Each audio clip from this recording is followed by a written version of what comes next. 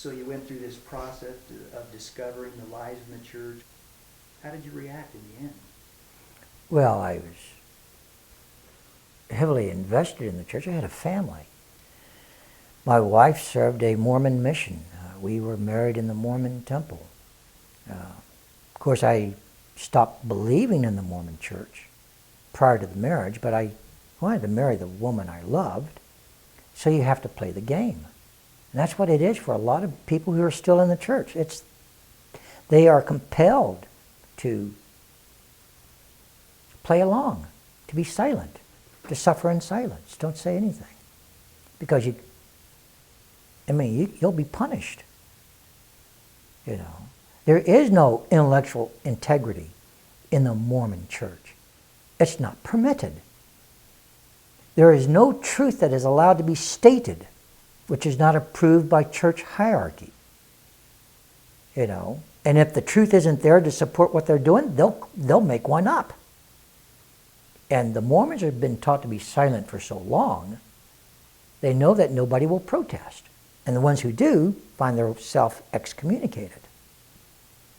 You know, that's the way the Mormon church is. But when I realized back in 1975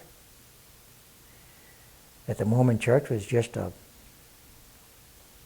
pile of lies, I slowly began to get angry. I became more insistent in asking questions.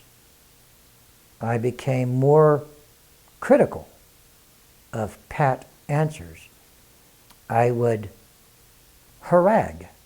I would intimidate people who gave me pat answers. I wanted to know what the truth is, and they seemed to all be reluctant to tell me the truth. I had to go find it, dig it up for myself. And then when I told them the truth, I was threatened with excommunication. And so, over the years, you get angry. A lot of people are angry. Well, that's a victim's response. They get angry. They experience rage. They experience bitterness. And of course the church, the Mormon church, wants you to feel guilty about having these emotions. And so they turn you into the persecutor. Never mind that it was the church that lied to you. Never mind that it was the church that abused you. Never mind that it was the church that misled you.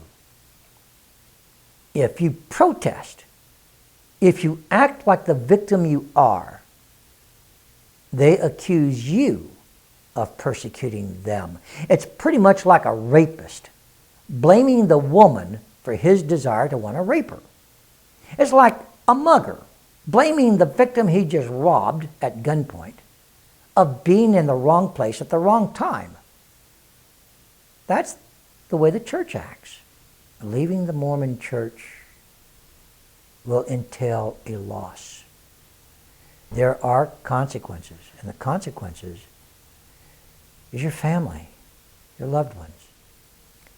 The Mormon church really likes to tout that they're about families. They promote families. No, they don't. They promote families so that they can hold you hostage to that family, so that they can make you silent. They simply do it this way. You know, you will lose your wife, you will lose your husband, you will lose your children if you dare leave the church. You will lose them. Well, that's a pretty stiff price to pay.